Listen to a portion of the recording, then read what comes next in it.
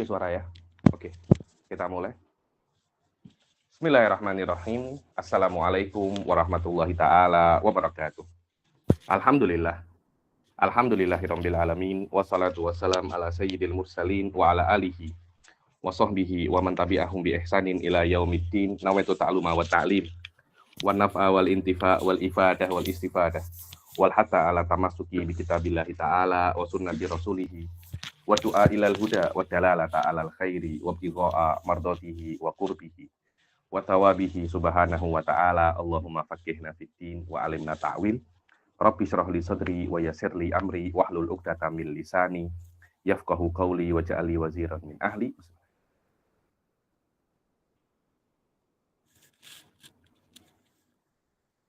Alhamdulillah kita jumpa lagi di kelas ke-17 ya daripada kitab Dr. Sadidah ini. Yang lalu alhamdulillah kita dah masuk di dalam babul ghusul. Di dalam babul ghusul kita di akhir daripada babul ghusul masih ada dua bab lagi, yaitu sunanul ghusul dan agsalul masnun. Nah, ini dua bab yang berbeda ya. Mungkin banyak orang dikira itu dikira satu bab. Oh, apa beza sunan? Itu sunah mandi. Ini mandi yang sunnah berbeza. Sunnah mandi maknanya apa saja yang sunnah dilakukan di dalam mandi. Perbuatan-perbuatan apa saja yang sunnah dilakukan di dalam mandi. Adapun agsalul masnunah maknanya adalah mandi yang disunahkan. Jayid, nuhawil nukmil dua bab ini di dalam kesempatan ini. Kalau masih ada kesempatan kita akan kita akan masuk di dalam babun najasah. Sunanul ghusl katsira. Sunan ghusl itu ada banyak. Yang pertama adalah tasmiyah. Tasmiyah itu maknanya apa, Ustaz Muhsin? Bukan memberi nama. Bismillah itu namanya tasmiyah. Tasmiyah itu adalah apa? Basmalah. Sebelum mandi bismillah dulu. Dalam ready, jangan ready, go. Ada semacam itu kan orang-orang kan. Siwak, pakai siwak. Qiyam, mandi itu berdiri, jangan duduk, apalagi berbaring. Istiqbal kiblah, menghadap kiblat. Basuh dua tangan dulu, madmadhah wal istinsak, berkumur, dan istinsak itu apa? Memasukkan air ke hidung.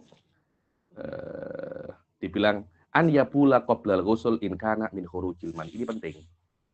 Sebelum Anda itu mandi, kencing dulu. Kalau mandinya Anda itu sebab daripada keluar mani. Kenapa? Dengan kencing itu, Ustaz Muhsin, dengan kencing itu bagi daripada mani itu akan akan keluar. Bagi daripada mani itu akan keluar. So, tengok. Liyakhruja, bawahnya nomor 1. Liyakhruja ma baqiya minal maniyil maujud fi qasobati dzakar. Agar keluar bagi daripada mani yang ada di dalam qasobati dzakar. Ustadz Ammar ini punyanya laki-laki itu. Semuanya dari awal sampai akhir namanya dzakar. Atasnya namanya apa? Hasyafah atau namanya kamroh. Cuma para fuqaha itu ketika mengatakan batangnya zakar itu namanya kosobah. Kosobah itu zakar, artinya batangnya zakar. Karena ketika Anda itu mengeluarkan mani, mungkin masih ada bagi sisa mani di di dalam zakar itu.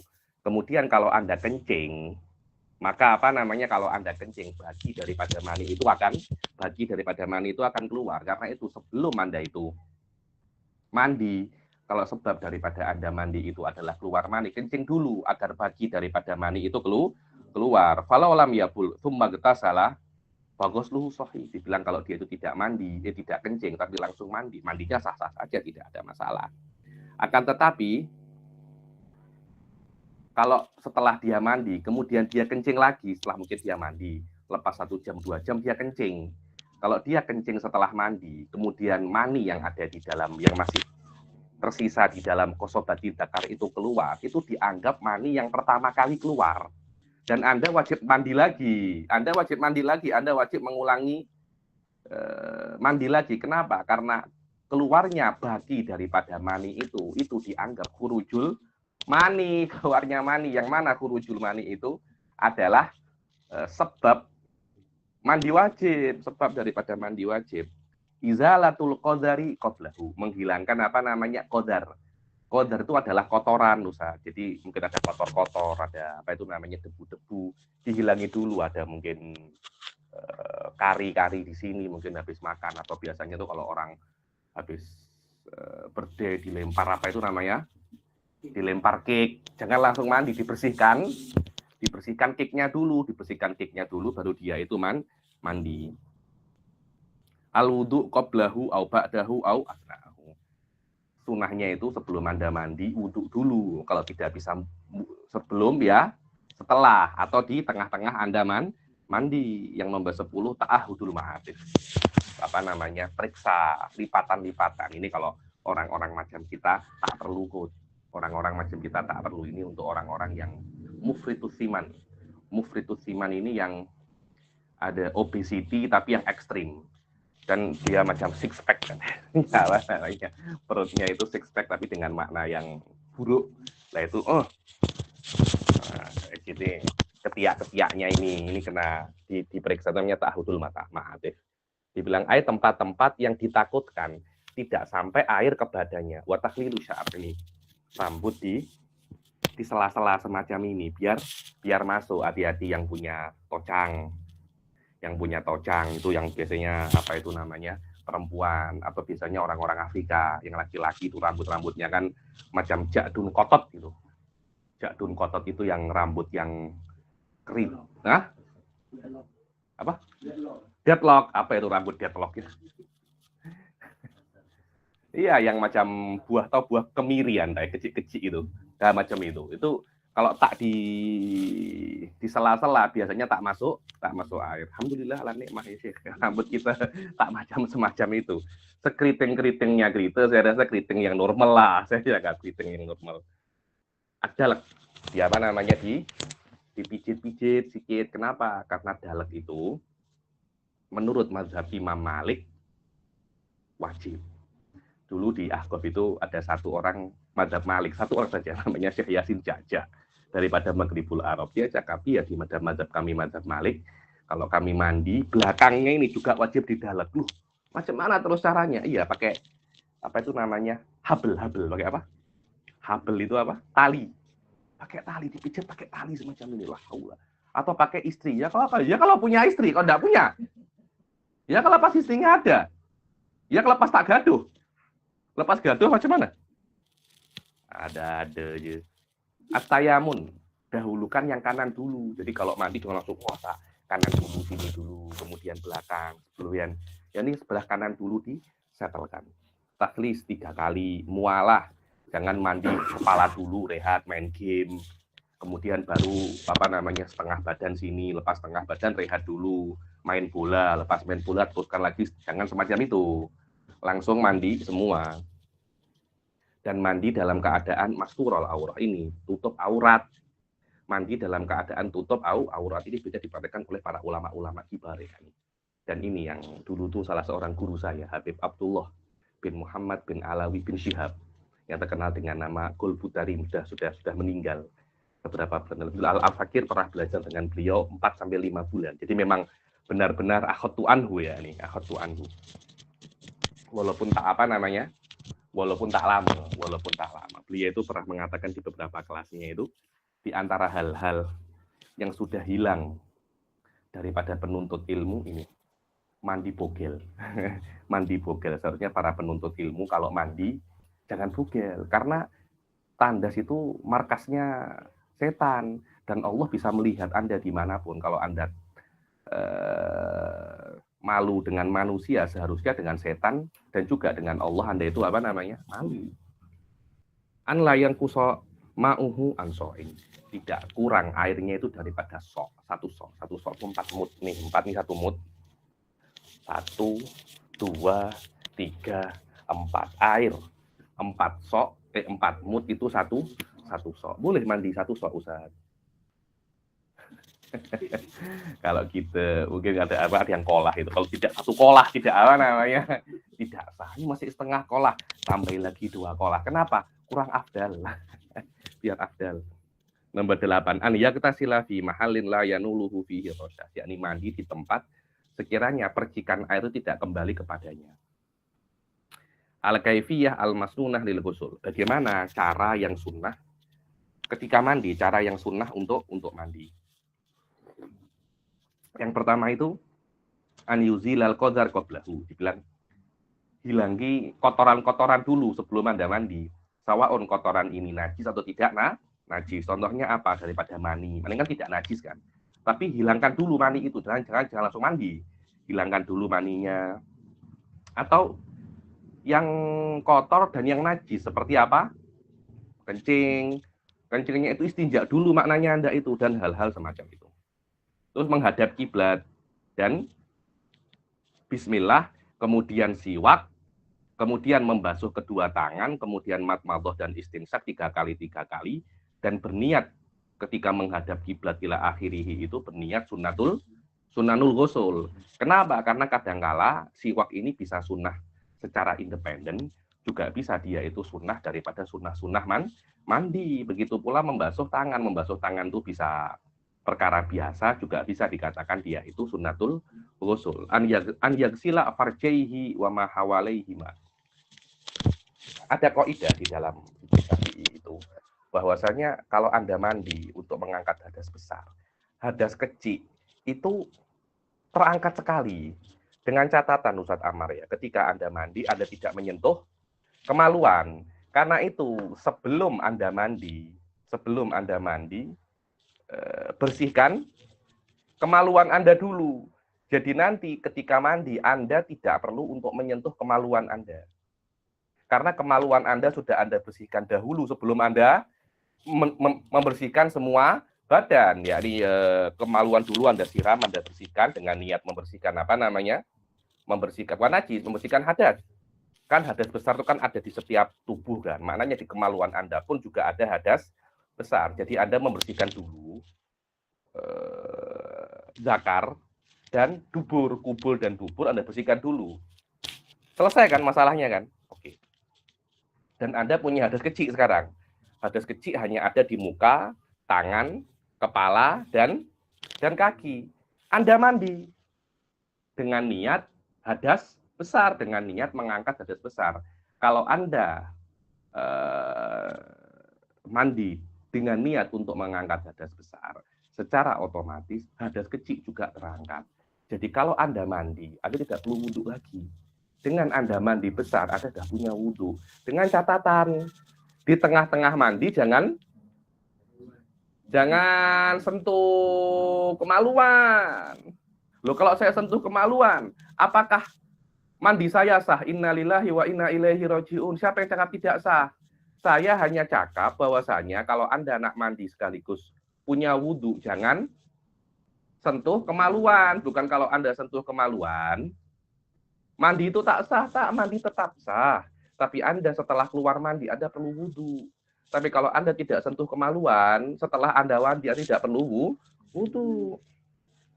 Terus tengok, biniyati rofi al-janabah anhuma, dengan niat mengangkat janabah daripada 2 kemaluan. Atau kalau Anda mandi sunnah dengan niat guslil jum'ah, diniat dengan mandi sunnah seperti guslil jum'ah. Al-wudu qablahu kamilan. Wudu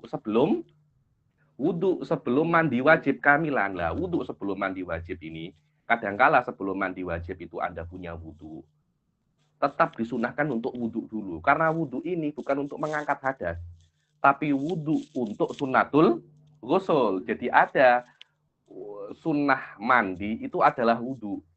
Jadi wudu ini bukan untuk mengangkat hadas, tapi untuk sunnah mandi. Tapi kalau Anda tidak mempunyai wudu, ya Anda niat untuk wudu raful hadasil asghar, untuk wudu biasa, tetap Anda mendapatkan sunnatul wudu sebelum mandi.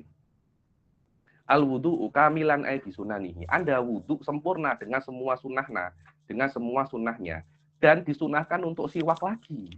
Kan Anda sebelum mandi siwak kan, dan sebelum mandi disunahkan untuk wudu dengan semua sunnahnya, dan semua sunnah wudu diantaranya adalah siwak. Jadi Anda disunahkan untuk siwak lagi dan membasuh kedua tangan, madmadho, insinsak, berkumur, memasukkan air ke hidung. Wa yalzamuhu an yastura indahu sau'ataihi wa yundabu baqiyatu auratihi. Dibilang dan yalzamuhu, yakni yalzamuhu di sini bukan wajib ya, tapi mungkin sunnah atau apa, tapi bugel di kholwah tidak ada masalah. Jadi Anda di kamar sendiri tiba-tiba kepanasan bugel tidak ada masalah.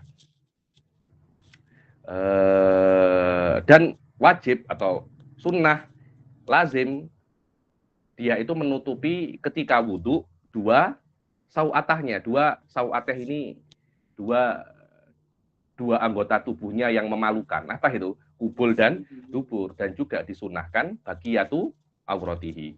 Niyatu hadzal wudhu, niatnya wudhu sunnatul ghusl ini, kalau dia itu mempunyai hadas asghar, maka dia berniat raf'al hadas. Kalau dia itu tidak mempunyai hadas asghar, maka diniatkan wudhu sebagai sunnatul ghusl saja.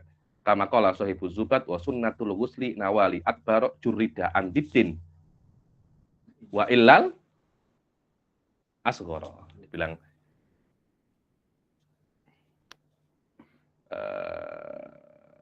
Dibilang dan di antara sunnah mandi itu adalah Anda wudhu. Dan wudhunya itu sunnahnya Anda niat wudhu untuk sunnah hadas akbar. Coba nawa li akbaro. Jurida antiddin. Jurida ini jaroda yujaridu ini dikosongkan. Hah? Dikosongkan. Dibilang orang ini mujarrod, maknanya bogel. Jurida maknanya tidak ada apa-apa. Maknanya akbar saja, tidak ada apa-apa. Niat untuk sunnatu hadasil akbar. Kalau dia mempunyai hadas asghar wa illa asghara, dibilang. Dan sunnah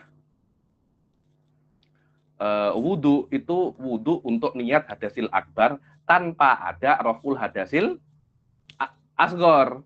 Kalau dia tidak mempunyai hadasul asghar, hadza huwa jurida antiddin. Kalau dia tidak mempunyai hadasul asghar. Kalau dia mempunyai hadasul asghar wa illal asghara, kalau dia mempunyai hadasul asghar, ya niatnya wudhu untuk rafu hadasil asghar.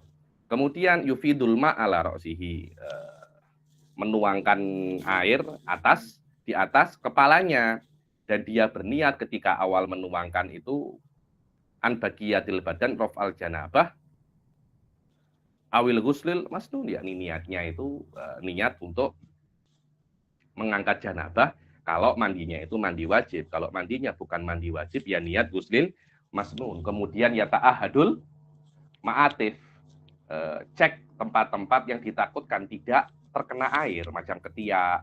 Kemudian ini apa ini namanya? Celah antara dua itu, apa cakapnya? Itu kata-kata Indonesia pelik gitu, celah kangkang. Mas'alatun apa? Yufidul ma ala ma aqbala min shiqqihil aiman. Jadi kalau Anda mandi pertama kepala dulu. Lepas kepala ini yang sebelah kanan yang depan. Kemudian sebelah kanan yang belakang, sebelah kiri yang depan, sebelah kiri yang belakang. Mas'alatun summa ma'at baraminhu summa ma'at bala min shiqqihil aiman summa ma'at baraminhu. Mas'alatun mal illah fi taqdimi ghusl faraj bi niyati raf'il janabah awil ghusl mas'ud. Yani ada yang tanya, mas'alatun kenapa kok kita itu disunahkan ketika mandi wajib itu untuk mendahulukan ghuslil faraj, untuk mendahulukan membasuh kemaluan dengan niat raf'ul janabah daripada kemaluan. Atau di dalam ghusl masnun pun juga tetap disunahkan. Jawabannya apa? Agar tidak Anda itu tidak perlu untuk membasuh kedua kemaluan Anda di tengah-tengah mandi. Kenapa? Kalau Anda sudah membasuhnya sebelum mandi, Anda tidak perlu membasuhnya lagi ketika Anda mandi, dan Anda tidak perlu memegangnya, dan itu bermanfaat. Setelah Anda mandi, Anda apa namanya? Setelah Anda mandi, Anda tetap mempunyai wudhu, fayantaqidu wudhu'ahu, yakni kalau Anda menyentuh kedua kemaluan Anda, wudhu Anda akan batal.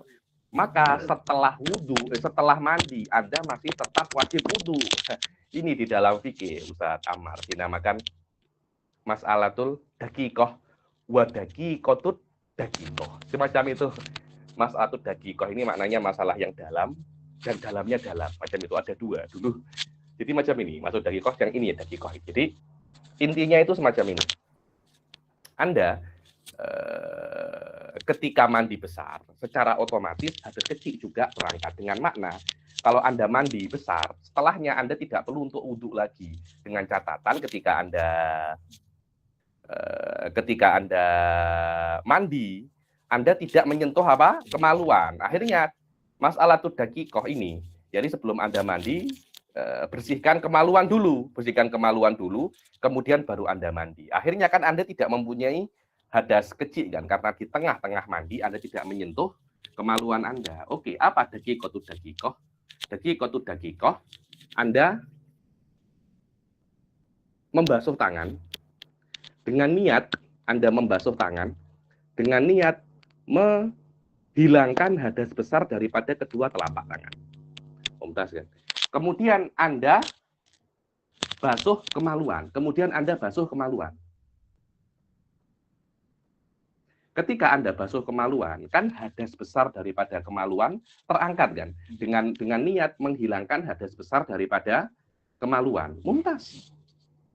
Ada satu masalah, Habib. Apa? Kan tangan Anda sudah tidak ada hadasnya. Ketika Anda menyentuh kemaluan, tangan Anda ada hadas kecilnya. Kemudian Anda mandi tanpa menyentuh kemaluan. Setelah Anda mandi, semua badan Anda sudah tidak mempunyai hadas besar. Begitu pula hadas kecil, kecuali tangan. Tangan Anda masih ada hadas kecil. Karena mandi Anda itu tidak mengangkat hadas besar daripada tangan. Karena hadas besar daripada tangan sudah terangkat ketika Anda membasuh tangan pertama kali. Ketika Anda membasuh tangan pertama kali, sebelum Anda membasuh kemaluan, hadas kecil dan besar sudah terangkat. Ketika Anda menyentuh kemaluan, di tangan Anda ada hadas kecil. Dan mandi wajib Anda tidak menghilangkan hadas kecil yang ada di tangan.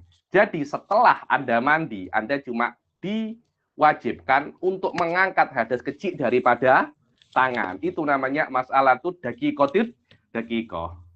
Dulu ketika saya itu examin haji di Rubah dengan Syekh Muhammad bin Ali Ba'udon, ini kan masalah dah lama kan. Masalah mungkin dipelajari ketika Muqaddimah Hadromiyah. Ya ini kira-kira masalah ini dah lewat 3-4 tahun sebelumnya dan kita tidak pernah murojaah lagi. Masalahnya keluar di exam. Mahia masalah tuh dakikoh tuh dakikoh. Itu saya punya kawan itu apa? Dah lama dah. Dan tidak terlampau tak terlampau diperhatikan.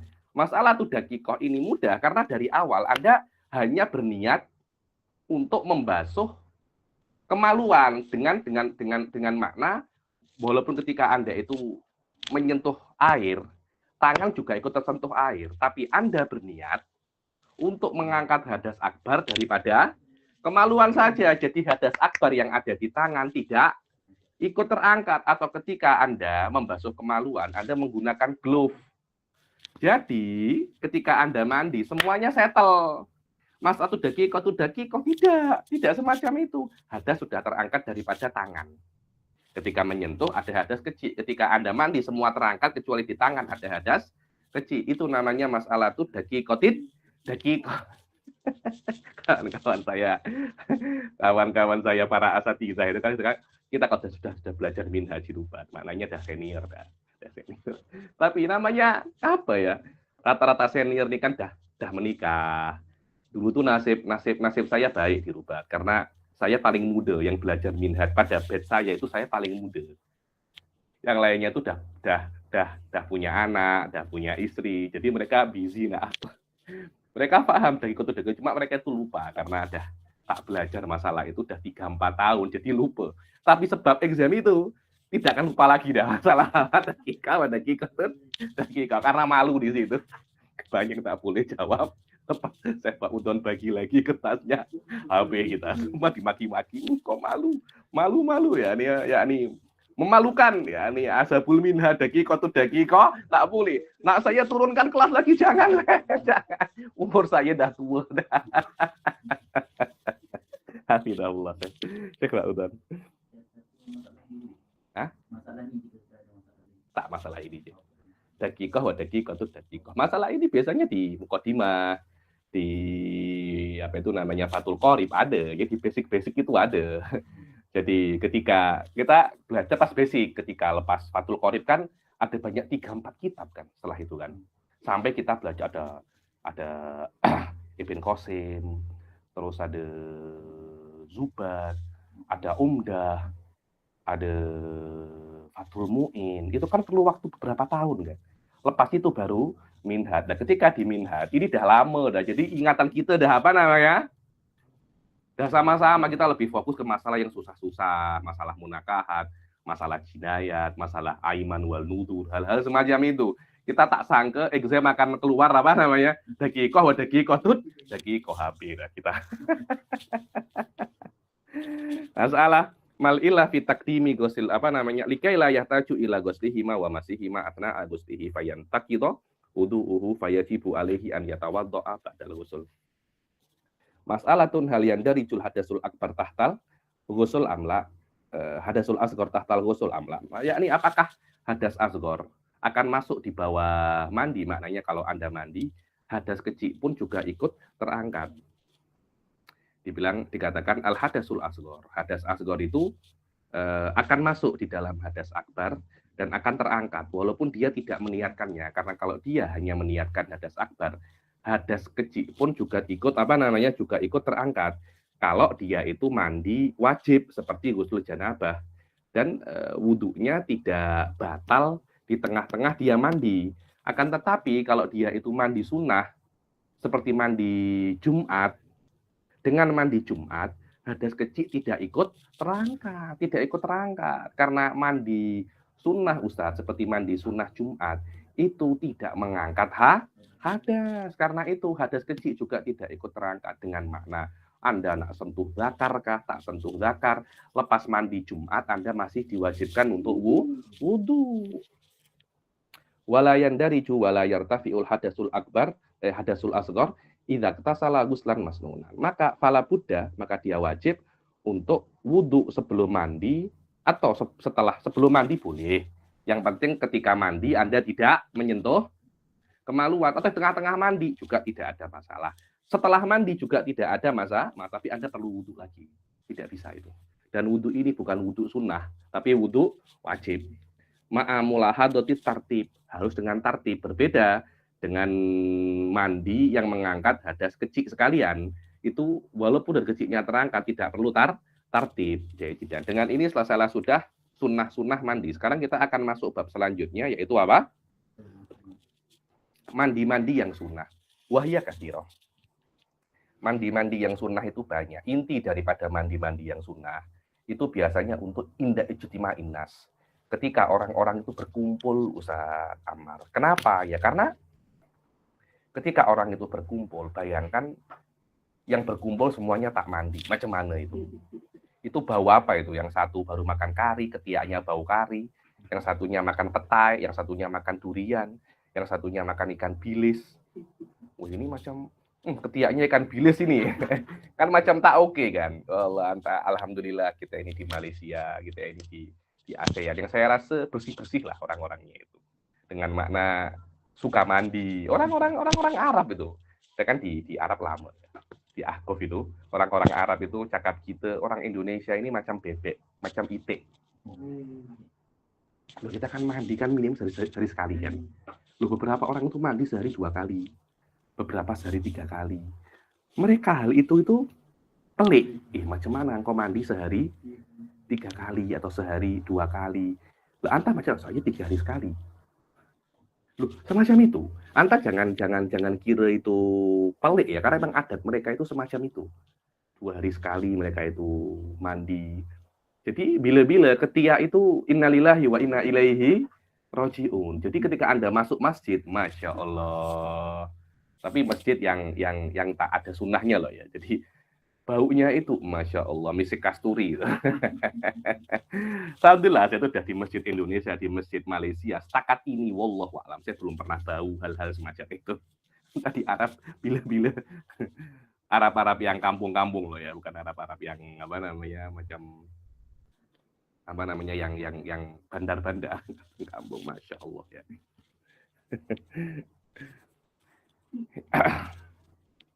Di antaranya daripada mandi sunnah yang paling afdol itu adalah ghuslul Jumat. Daripada yang paling afdol adalah ghuslul Jumat.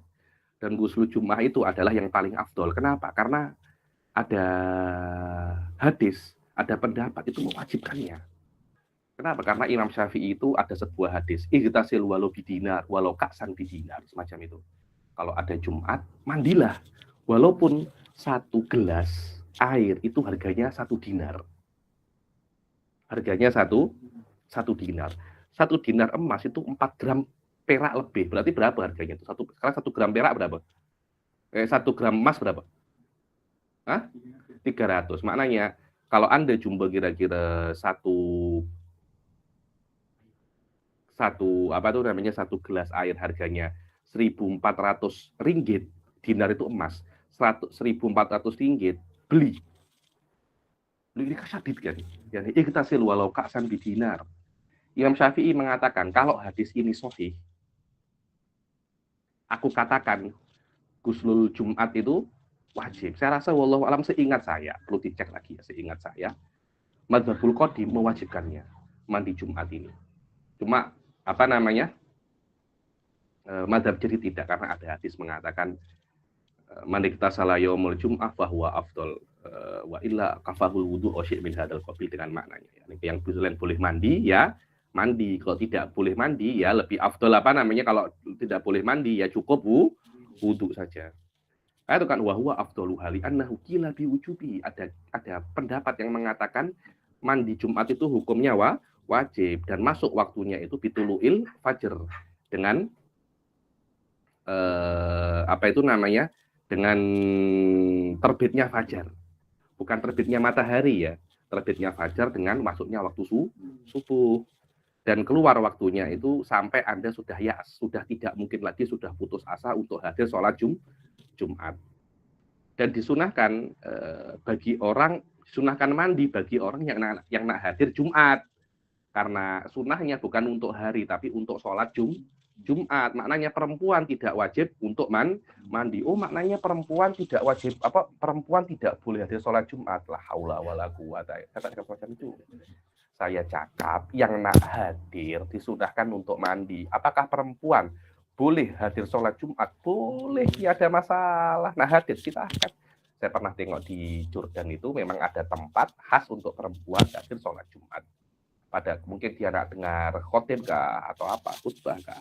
Cuma tidak wajib, engkau nak hadir sila, tak nak hadir tidak ada masalah. Kalau Anda nak sholat Jumat tidak perlu sholat zuhur lagi. Dibilang man sohat duhruhu sohat Jumatuhu. Yang sholat duhurnya sah, sholat Jumatnya juga sah. Apakah perempuan sholat duhurnya sah?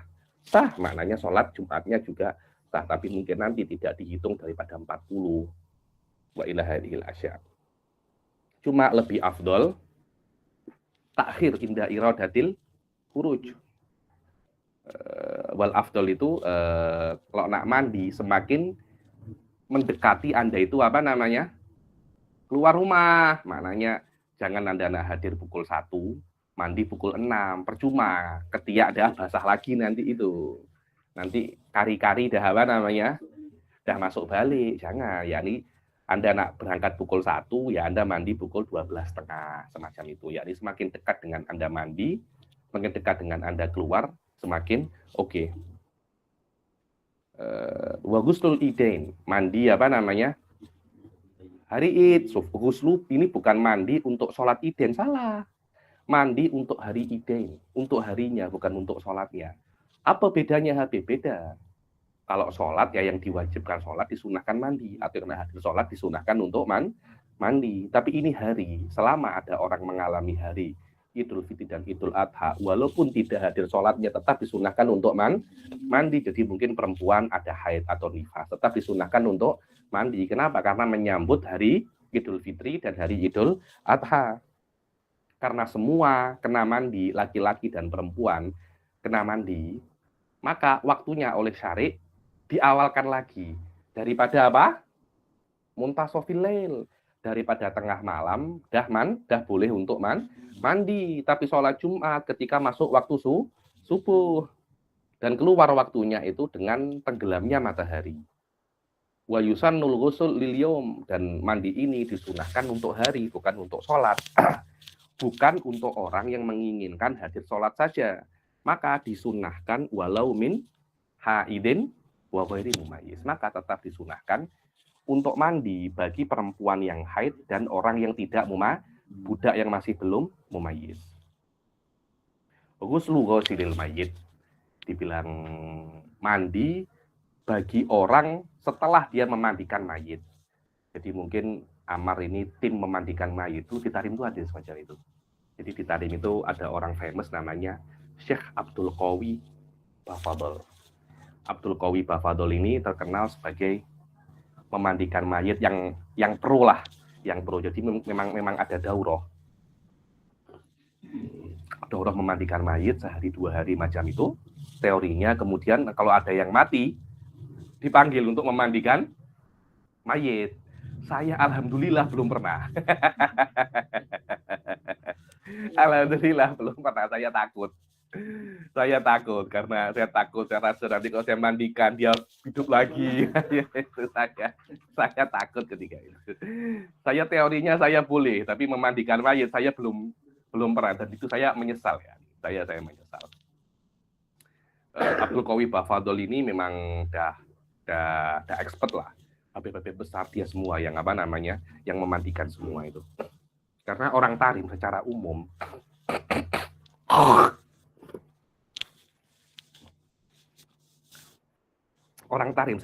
dia mempunyai cara yang khas untuk memandikan mayit. Dan saya bahkan pernah mengajari kita itu ya. Dibilang ini namanya tangkuk. Ini namanya ini. Ada yang khas untuk ada yang sunnah, al-kaifiyat al-masnunah ada. Terus ada kaifiyatun khas indah ada di Tarim. Saya tidak tahu itu kaifiyat itu diambil daripada mana. Mungkin daripada kitab-kitab yang lain. Maknanya ada kaifiyat yang khas menurut mazhab Syafi'i. Tapi ahli Tarim mempunyai cara yang khas untuk memandikan. Turun-temurun semacam ini. Siapa yang mengetahuinya itu masih kibar itu. Dan di antara yang paling best dalam bab ini Abdul Qawi Bafadol itu. Karena saya tak tahu di Malaysia macam mana, di beberapa kampung di Indonesia, yakni memandikan mayit ini tak best. Saya pernah tengok itu perempuan dimandikan di depan umum. Mayit perempuan di depan umum. Terus hanya ditutupi batok kelapa atau batok kelapa itu. Kelapa ada yang tempurung kelapa itu. Dadanya ditutupi tempurung kelapa. Kemudian ada saya pernah tengok di situ sabun untuk membasuh mayit itu pakai sabun basuh baju. Hal-hal semacam itu kurang best karena itu memang kena diajari lagi. Saya rasa kalau ada daulah, dan ada, saya rasa istri saya pernah beritahu ada macam orang yang satu tim untuk hanya memandikan mayit di Indonesia. Perempuan kalau mayitnya perempuan loh ya. Kalau mayitnya perempuan, saya rasa kalau laki-laki pun juga ada.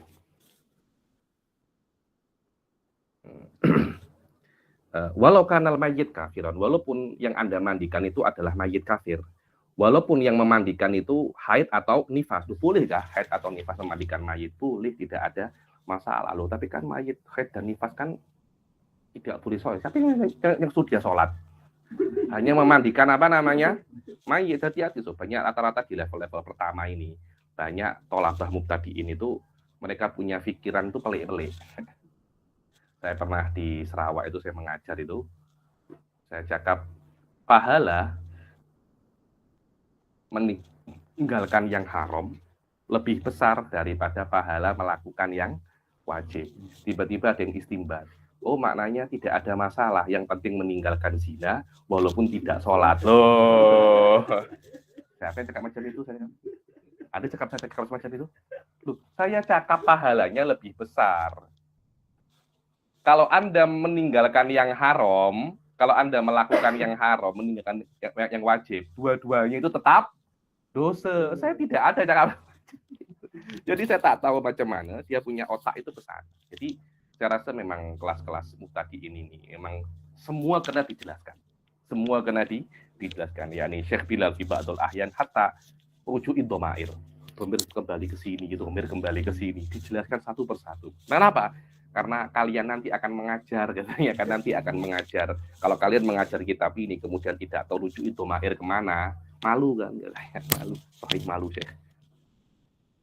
Wa yadkhulu waqtuhu bil faragh min ghusl. Bila disunahkan mandi daripada memandikan mayit, ya setelah selesai memandikan mayit dan keluar waktunya itu bil i'radi anhu, bil i'rad anil an sudah tak nak lagi, itu sudah disunahkan lagi. Loh, kenapa kok disunahkan untuk mandi? Karena setelah memandikan mayit itu lemah badan itu. Macam aura-aura negatif kematian itu masuk. Jadi macam lemas, apa? Lemau ya, ini macam negatif lah, nak mati. Nah, akhirnya disunahkan mandi dulu lah engkau ya. Ini aura mati itu udah apa namanya? Udah masuk. Ghuslul istisqa, mandi untuk istisqa. Istisqa itu sholat istisqa. Dan masuk waktunya kalau Anda itu sholat istisqanya itu sendiri. Kalau Anda nak sholat mandi dulu. Kalau Anda sholatnya itu jamaah, ketika orang-orang itu udah mulai kumpul dan keluar waktunya setelah sholat. Kemudian mandi untuk khusufil qamar wa khusufis sama mandi ketika gerhana bulan dan gerhana matahari, dan waktunya masuk bib tidak itagoyo, sudah mulai apa, berubah matahari dan bulannya sudah mulai berubah, disunahkan untuk mandi. Dan waktunya keluar setelah sholat. Ghuslul kafir idza aslama. Mandinya orang kafir ketika dia itu masuk Islam. Mandinya kafir ketika dia itu masuk Islam. Ini dikatakan kalau dia itu tidak janabah ketika kafir. Jadi contohnya orang kafir masuk Islam. Umurnya 40 tahun. Konfirm wajib mandi itu. Karena tidak mungkin 40 tahun tidak pernah janabah sama sekali, apalagi ini Habib sebelum masuk Islam, masya Allah keluar masuk kelab malam. Nah, konfirm ini kenapa namanya? Ini kena mandi nih. Oh Habib suudon. Saya bukan suudon, biasanya semacam itu. Nah kalau dia keluar masuk gereja, saya tak syak. Nah dia keluar masuk apa namanya? Kelab malam. Kenapa dia tuh di kelab malam? Baca kitab gak? Kan tak ada kan semacam itu. Tak, saya maulid, mustahil tak maulid di kelab malam. Pasti anda buat perkara-perkara yang apa namanya, yang haram menurut Islam. Wa illa fayajibul ghusl li rafil janabah. Kalau tidak ada janabahnya hanya sunnah, tapi kalau ada janabahnya menjadi wajib. Loh, saya kan janabah sebelum saya masuk Islam. Loh, memang untuk menjadi janabah tidak perlu Anda itu Islam. Kalau Anda keluar mani walaupun Anda tidak Islam, adakah ada min mujibatil ghusl khurujul mani ma'akaunihi musliman? Ada itu? Tidak ada, hanya keluarnya mani. Selama Anda keluar mani, tak kisah Anda itu muslim atau tidak, tetap Anda itu wajib untuk apa namanya? Wajib untuk mandi. Loh, tapi saya kan tidak sah untuk mandi, ya karena itu masuk Islam dulu. Saya tak nak masuk Islam, tidak ada masalah. Ada tempat namanya neraka, insya Allah kalau cuma 1-2 orang masih cukup lagi. Oh tak cukup, nanti saya yang cakap nanti. Insya Allah cukup. Lalu macam mana Ustaz Ammar? Al-ghusl li ifaqatil majnun wal mughma alaihi. Mandi untuk orang gila yang sadar. Udah gila 20 tahun. Alhamdulillah. Saya ini di mana? Oh, Anda sudah sadar, Anda sudah gila 20 tahun. Alhamdulillah. Mandi dulu. Sunnah mandi. Kalau di tengah-tengah gila dia tidak keluar mani atau mugma alaihi atau dia pingsan. Kalau pingsan biasa itu paling cuma sehari 2 hari. Tapi masalahnya kalau dia koma kok sebulan kan? Sebulan dia koma. Tapi kalau dia itu keluar sperma wajib. Dan katanya Imam Syafi'i, qalla man junna illa wa anzal. Qalla man junna illa wa anzal ini maknanya sedikit yang gila kecuali dia itu keluar mani. Oke, keluar mani ketika gila membuat mandinya ketika sadar sunnah apa wajib? Wajib, bukan sunnah. Ini dalil untuk wajib atau sunnah? Untuk sunnah. Saya tengok Habib Hasan Ahmad bin Hasan Al-Kaf ini bila-bila apa namanya istidlalnya macam tak ngam. Saya tengok bila-bila istidlalnya macam tak ngam. Al-ghusl lil hijamah wahya ikhrajud, dan mandi untuk hijamah. Setelah Anda bekam disunahkan untuk mandi. Ghusl untuk masuk masjid, sebelum masuk masjid mandi dulu. Sunnah kalau Anda setiap hari masuk masjid 5 kali. Saya Masya Allah Habib, saya tak pernah meninggalkan sholat berjamaah. Tidak ada yang puji dia puji dirinya sendiri. Masya Allah saya tak pernah tinggalkan sholat jamaah. Apakah saya sunnah untuk mandi 5 kali sehari? Sunnah. Tapi pernah saya namanya juga sunnah. Anda punya kekuatan lakukan, tidak punya kekuatan tidak ada masalah. Kalau wajib kita lain. Saya tak kuat untuk sholat 5 waktu, tak ada masalah. Ada tempat namanya neraka, itu masih masih kosong lagi. Oke, kalau cuma 1-2 orang insya Allah adalah. Ghuslu kulli lailatin min layali Ramadan, mandi setiap malam daripada malam-malam bulan Ramadan. Dan masuk mulai waktu maghrib. Untuk apa? Agar dia itu likeyan syatolil qiyam, agar semangat untuk semangat untuk qiyamul lail. Kemudian memang benar qiyamu kan disunahkan untuk qiyamul lail kan. Tapi kalau dia tidak mandi nanti mengantuk. Mandi biar segar. Mandi haji dan umroh. Contohnya mandi ketika ihram, masuk Mekah, wukuf di Arafah, tawaf, melempar jumroh, semua hal-hal ini Ustaz Ammar. Semuanya itu pasti ada perkumpulan manusia. Manusia akan kumpul di situlah. Ketika manusia itu kumpul, pasti bau-bau semuanya akan akan bercampur. Karena itu disunahkan untuk disunahkan untuk mandi. Wal mu'tamad annahu la yusannul ghuslu lil mabit bi Musdalifah liqurbihi min ghuslil wukuf di Arafah. Dan mu'tamadnya ketika mabit di Musdalifah untuk mengambil batu itu kan setelah Anda wukuf langsung Anda mabit di Musdalifah. Ya ini memang susah Anda ketika Anda wukuf itu tempat lapang ya, tak ada apa-apa. Ya ini selepas wukuf Anda mandi, setelah wukuf Anda mandi untuk mabit di Musdalifah. Saya tak tahu bagaimana caranya mutawif handle itu. Ya ini bayangkan 2 juta orang mandi bersama-sama. Apa yang jadi itu apa? Itu sudahlah mandi sebelum wukuf. Ya ini pagi-pagi itu sebelum Anda datang wukuf, kan mulainya kan duhur. Sebelum duhur Anda sebelum duhur Anda mandi dulu, kemudian Anda wukuf, sudah. Setelah itu Anda Setelah itu Anda ke Musdalifah, tak payah mandi. Nanti mandinya lepas Musdalifah, Anda kan ke Mina. Lepas ke Mina baru Anda mandi, tak ada masalah itu. Ayo. Yang ke-12 al-ghusl lidukhuli Madinati Rasulillah sallallahu alaihi wasallam, mandi untuk masuk Madinah. Malas masuk Madinah nak jumpa Rasul, kena ada beradab, kena mandi. Nak jumpa girlfriend je, Anta mandi dulu. Nak jumpa Rasul tak ada mandi, apa nih? Al-ghusl li huduri ayyi majma'in khairiyyin li muslimin. Yakni mandi untuk datang perkumpulan yang baik apapun. Karena ada perkumpulan itu. Setiap ada ijtima unas, itu disunahkan untuk untuk mandi, agar bau-bau itu semuanya hilang. Kama qala sahibu suhbatin subat masnunuhu huduru jum'atin kila, bilang sunah-sunah yang mandi itu ada sholat Jumat, wakila idaini, kedua id itu tidak idul adha, ifaqoh, sadar daripada gila ataupun pengsan, masuk Islam, khusuf, istisqa, ihram, masuk Mekah, wukuf di Arafah, romi, mabit bil Musdalifah, dan ghusli wa ghuslu man ghassala mayyitan kama lidakhilil hamami auman hujima, yakni ghusl bagi orang yang memandikan mayit dan setelah masuk hammam. Hammam bukan tandas ya. Hammam ini maknanya apa? Sauna. Masuk sauna itu yang uap-uap itu. Nah, setelah Anda beruap, Anda tak mandi kah? Mandi dulu.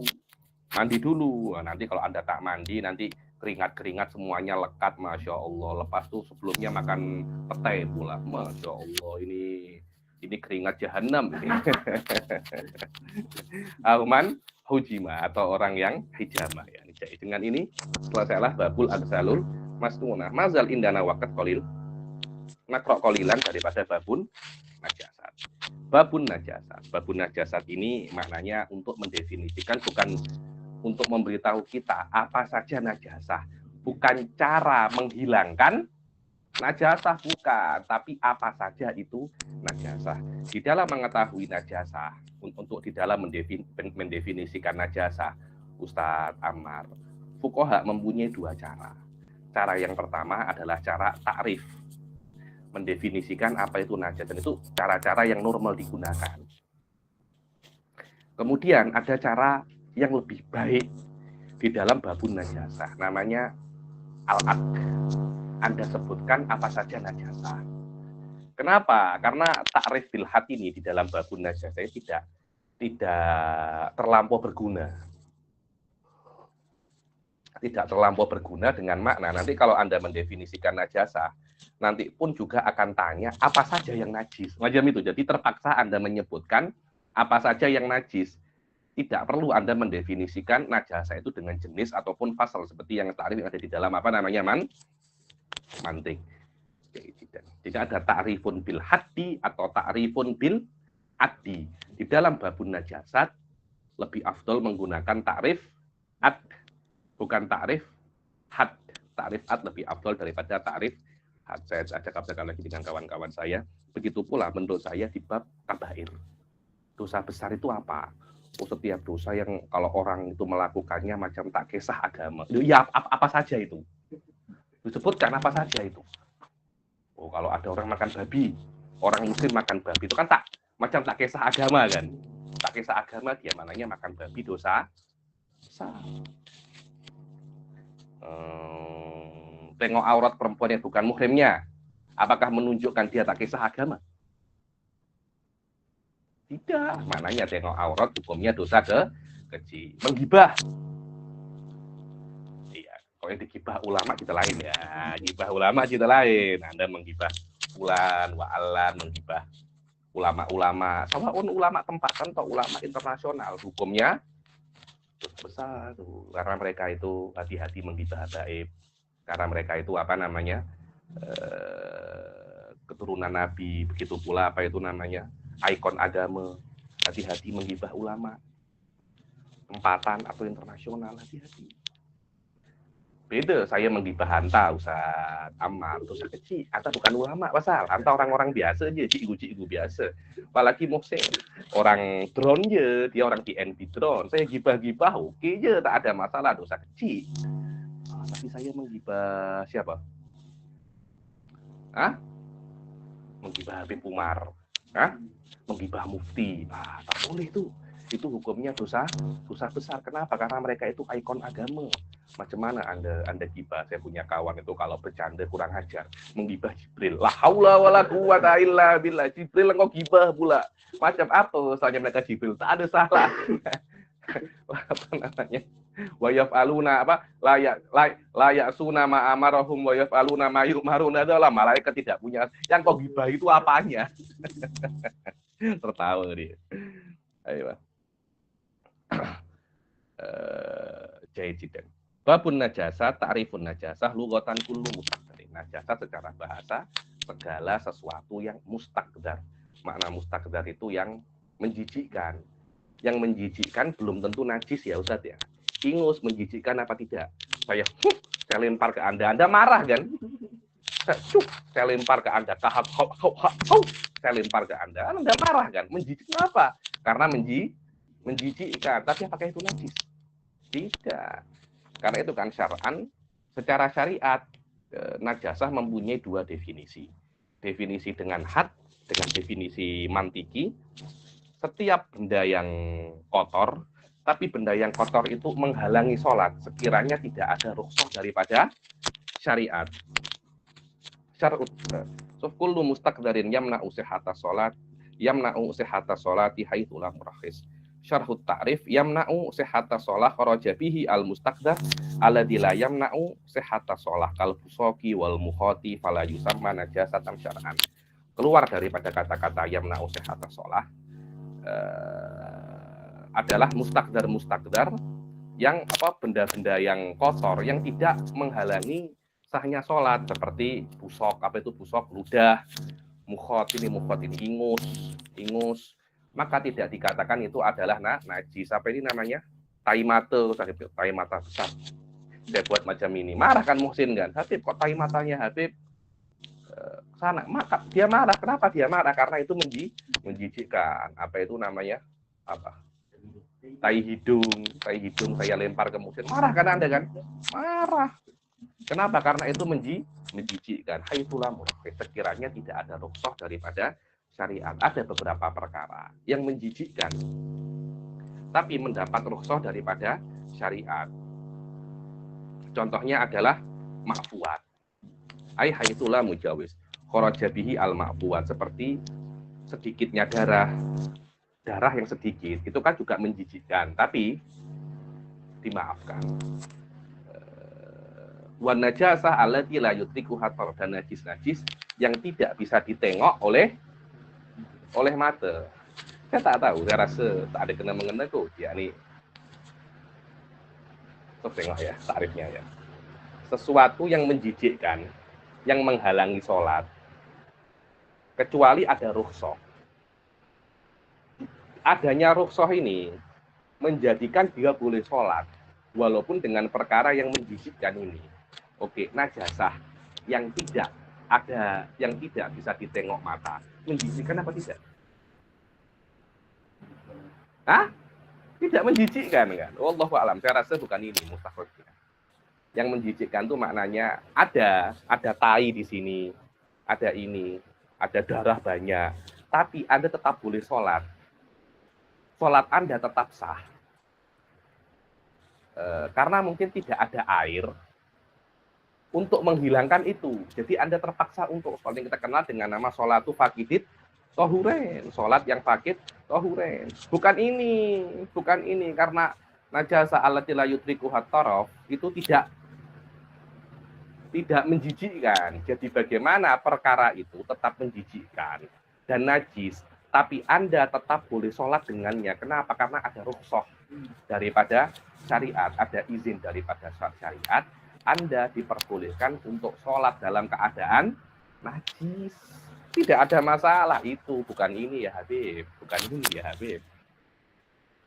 Fasyari' rakhasa fiha. Maka syari' memaafkan di dalamnya. Ai afa anha. Rakhasa fiha maknanya memaafkannya. Takrifun ada definisi najasah dengan ad. Makna ad, dia tidak mendefinisikan apa hakikat dan mahiyat daripada najasah. Tapi dia yadkur masodik najasah. Apa saja itu najasah dia sebutkan. Jadi takrifun bil ad, takrifun bil masodik.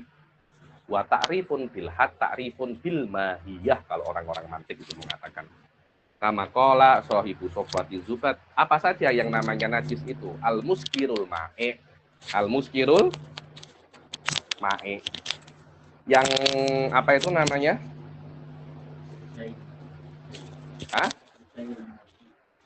Cecair yang memabukkan. Cecair yang memabukkan. Bukan makna itu mesti cair, tapi asalnya cair. Dengan makna kalau saya tak tahu ya masa depan mungkin ada whisky pil. Dia whisky tapi menjadi apa? Pil, menjadi kapsul. Anda minum itu whisky, tapi Anda minum secara kapsul ataupun pil, tetap dianggap itu najis. Kenapa? Loh, ini kan bukan ma'e, bukan cecair. Dia memang bukan cecair, tapi asalnya cecair. Wal khinzir, apa itu khinzir? Babi. Wal kalab, anjing, ma'afar aihima, dan keturunan salah satunya, keturunan kambing dan babi. Jadi apa? Kambing dan babi, anjing dan Jangan anjing dan kucing. Anjing dan sapi. Anpi. Oh, ini apa? Anpi apa? Anjing dan sapi. Mugolato. Ini mugolato. Anjing dan babi. Jadi anjing dan kambing. Bukan kambing, kambing. Babi dan anjing. Babi dan kambing. Babing. Babi dan kambing. Anaknya babing. Najis mugolato. Lah kalau babi, kambing mugolato. Anjing, sapi mugolato. Anjing dan babi, ya apalagi? Apalagi? Wasur, sur itu bakiyah daripada apa yang diminum oleh hewan-hewan itu namanya sur. So, tengok as-su'ru bakiyatu syurub bi famil hayawan. Bagi daripada yang diminum di mulut-mulut hewan daripada air atau cecair. Mungkin diberi minum teh tarik itu namanya cecair. Fa in tanajjasa fa huwa najisun. Kalau lepas dia makan bangkai, kucing lepas makan bangkai kemudian minum minum air, airnya itu menjadi mutanajis. Wala yadhuru illa biwuluhihi bima'in katsir. Dan yang ininya ini tidak suci kecuali dia itu wulu, dia memasukkan suurnya ini, mulutnya ini ke ma'in katsir, ke air yang banyak atau dighoibatihi. Jadi Anda tengok kucing makan bangkai, ada cicak dia makan, tikus dia makan. Ini kan najis kan? Kemudian kucing itu hilang 15 menit. Balik lagi, nggak suci dah. Loh, macam mana suci Habib? Kan Anta tidak tengok, kan Habib tidak tengok kucing itu membersihkan mulutnya. Apa ada? Oh, kucing cari tandas, kemudian cari sabun, dia bersihkan, basuh. Mungkin tidak ada semacam, memang dia tidak ada semacam itu. Tapi oleh syari diberi rukhsah. Diberi apa namanya? Rukhsah. Macam kalau ada baby kencing, kemudian dia hilang, balik-balik dah bersih. Biasanya maknya yang bersihkan, maka babynya sudah suci, semacam itu. Au bi ghaibatihi muddatan yaglibu fil adah annahu wala ghabi. Atau hilangnya hewan itu setelah dia makan najis satu waktu, sekadar waktu yang waktunya itu fi adah, dia itu dah mensucikan mulutnya. Wa maitatun ma'al idhomi, dibilang maitah juga bangkai. Bangkai itu najis. Ma'al idhom, apa itu idhom? Tulang belulang bangkai juga najis. Wasya'ar, dan bangkai. Kalau bangkai apa? Suf itu apa? Sya'ar itu rambut, bulu-bulu. Suf itu wol, bulu yang terpisah itu. Bulu yang terpisah daripada kambing. Kalau kambingnya bangkai ya. Kalau kambingnya bangkai. La makulatun. Kalau tidak suf yang tidak bulu-bulu daripada hewan yang tidak bisa dimakan. Contohnya bulu kucing, bulu keledai, bulu singa, bulu sapi. Boleh dimakan bulu sapi. Kenapa cakap dengan tak boleh? Boleh. La walal bashar, bangkai bashar tidak najis. Loh, tapi kan bashar tidak bisa dimakan. Memang manusia tidak bisa dimakan, tapi bangkainya suci. Wadam, dan darah itu najis. Wal koi, apa itu koi? Muntah. Wa kullu ma dhahar minas sabilain, apa yang keluar daripada kubul ataupun dubur. Siwa aslil bashar. Apa asalnya manusia? Mani kan. Mani keluar daripada sabilain tapi dia tidak najis. So, tengok nomor 2. Wahiyya nasron, ini kan baitnya. Nasron maknanya tulisan biasa yang bukan nadom, kencing, berak, darah, muntah, koih, apa itu koih? Koih itu nanah, wadi, madi, sudah saya jelaskan, homer, Khamr itu yang minuman keras yang dibuat daripada apa namanya? Anggur, nabit daripada selain anggur, dan setiap benda-benda yang memabukkan yang cair macam whisky. Sekarang tuh di Indonesia ada yang daripada tapai. Mungkin nanti Amar buat kilang Khamr daripada oren, daripada oren. Saya pernah tengok itu daripada epal. Oh, maknanya Habib pernah minum ya. La haula wala quwata illa billah. Saya pernah tengok ya ayuhan nas. Saya tidak pernah minum. Mana? Wal kalab, anjing, babi, wa far'u ahadihima, keturunan daripada salah satunya, wal maitah, bangkai, wa sya'ruha, bulu-bulu, bangkai, wa azmuha, apa itu? Tulang belulangnya, wala banu ma la yu'kal, susu hewan yang tidak dimakan dagingnya. Contohnya susu keledai.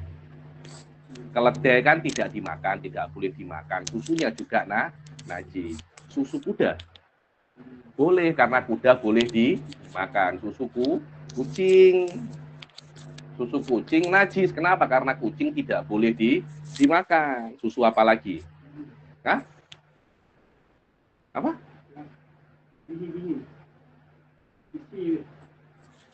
Boleh itu. Kurang ajar.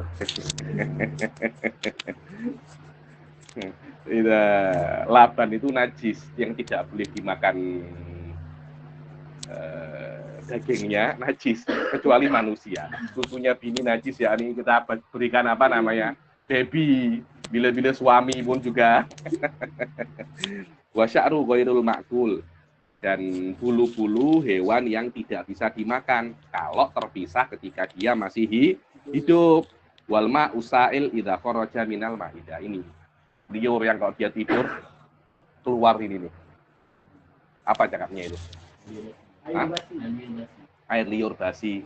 Kalau keluar daripada perut. Loh, apa? Bagaimana yang dari perut? Biasanya warnanya kuning. Itu namanya itu najis. Masa ilu fi babin najasat. Kalau masail fi babin najasat di kelas yang akan datang insyaallah. Ada yang nak tanya? Silakan.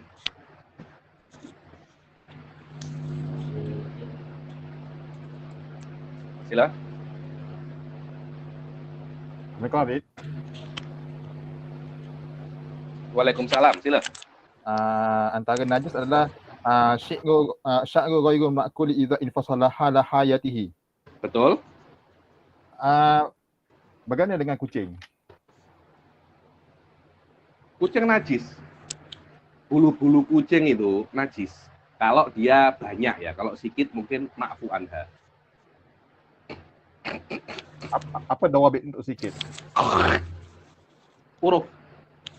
Kira-kira kalau ada orang tengok ini banyak atau sedikit, macam itu. Takalamu ala hadza, ini ada nususnya itu. Hati-hati dengan kucing, terus apa lagi tuh? Mungkin yang pelihara burung tak,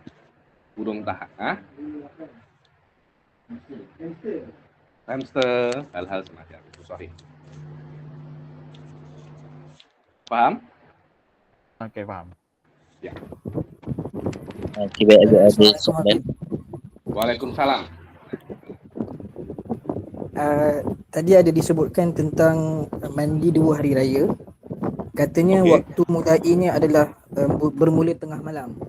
Jadi soalannya adalah tengah malam tu bagaimana nak kiranya dari sudut jam? Tengah malam itu gini, cara mengbetul itu. Tengah malam itu dimulai daripada terbenamnya matahari sampai terbitnya matahari. Berapa jam itu? Di Arab itu berbeda. Saya rasa di Malaysia tak begitu jauh berbeda karena kita tidak mempunyai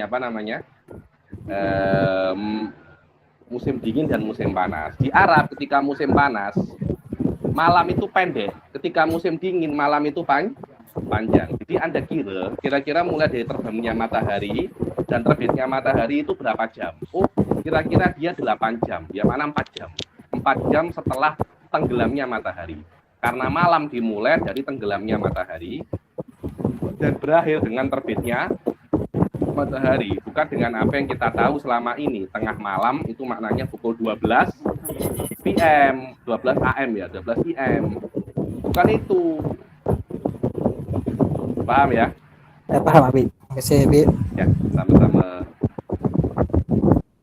Ada soalan. Assalamualaikum Habib, bagaimana ahkam mandi wajib bagi orang yang menyelam ke dalam sungai atau laut? Bagaimana ahkam mandi wajib? Bagi orang yang menyelam ke dalam sungai atau laut?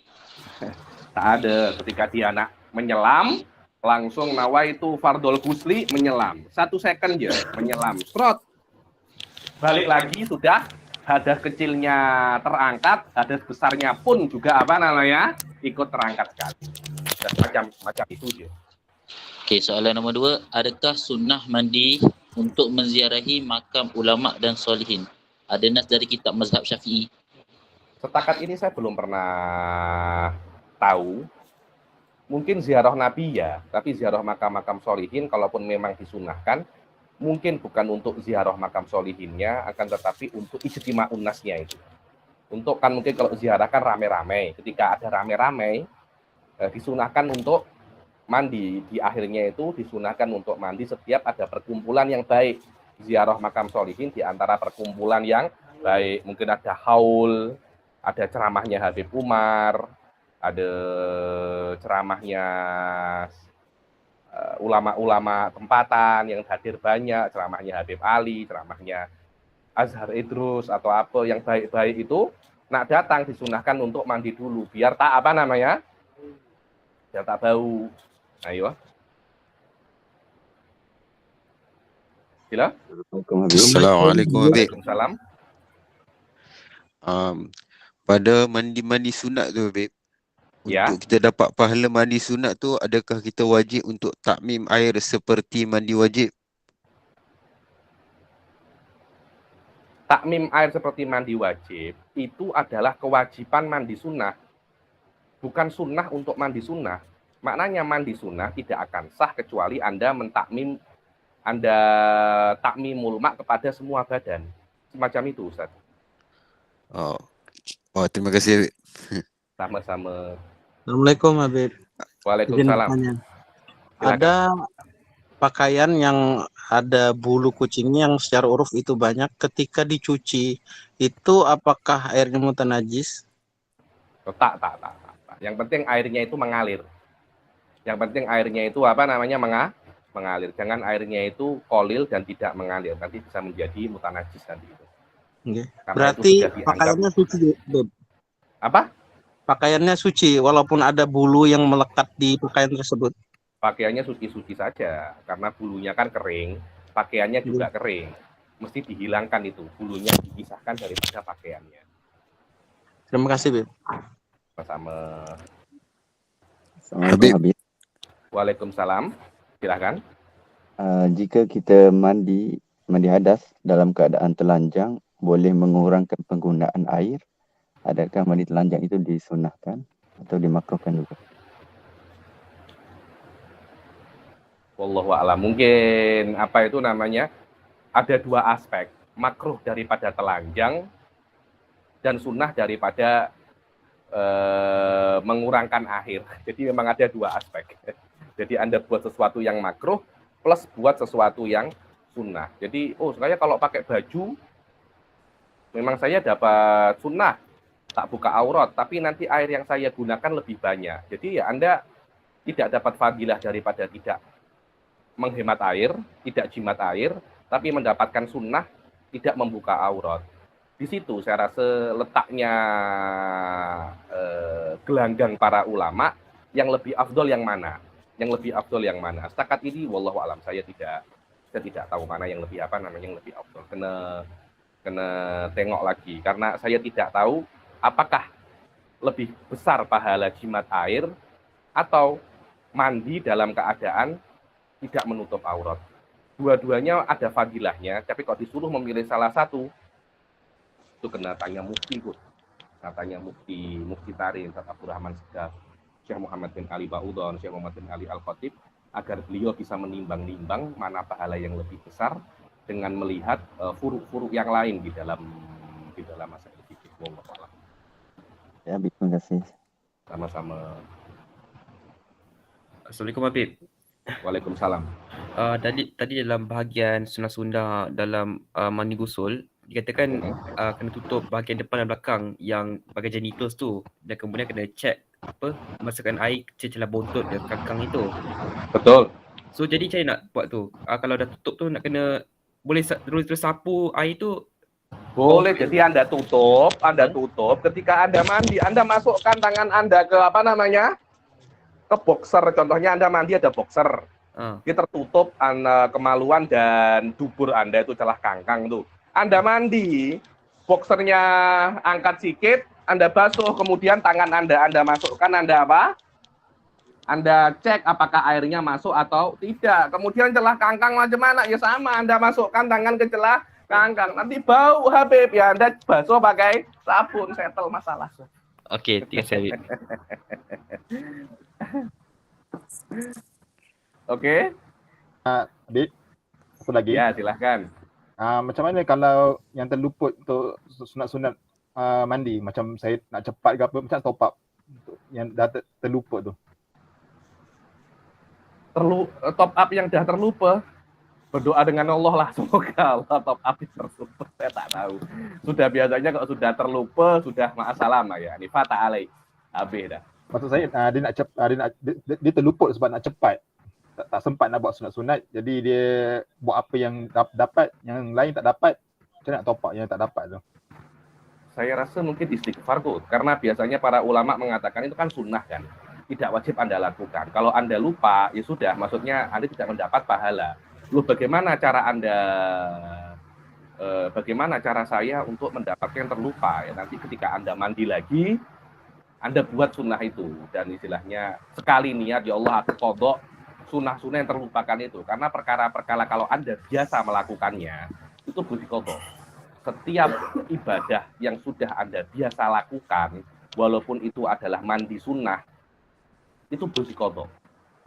Jadi saya biasa mandi Jumat, Habib, terus tak sempat untuk mandi, Anda boleh qadha. Itu saya baca di Fathul Mu'in. Karena setiap perkara yang biasa Anda lakukan boleh diqadha. Tapi saya tidak biasa sunnah-sunnah ghusl, sudahlah. Istilahnya berdoa kepada Allah, minta ampun kepada Allah, dan minta top up kepada Allah. Secara zahir fikihnya tak bisa dikodok lagi, sudah fat alik. Terima kasih.